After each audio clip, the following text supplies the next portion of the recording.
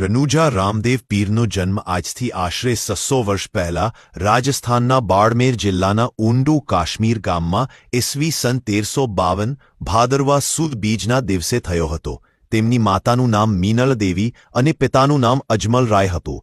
તેમના પિતા આ વિસ્તારના રાજા હતા. બાબા શ્રી રામદેવજી મહારાજ તનવર રાજપૂત કુળના રાજા હતા, જેઓને હિન્દુ ધર્મના લોકો ભગવાન શ્રી કૃષ્ણનો અવતાર માને છે.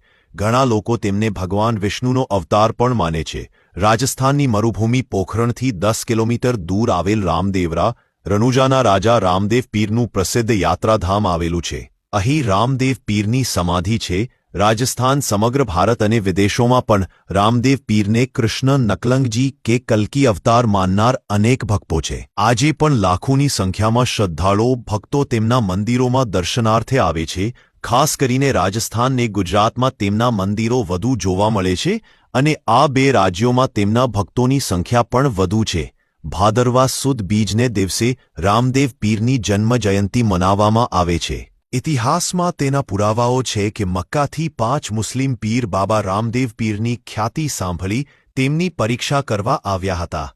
તેમને રામદેવ પીર બાબાના પરચાઓનો જાતે અનુભવ કર્યો અને બાબાને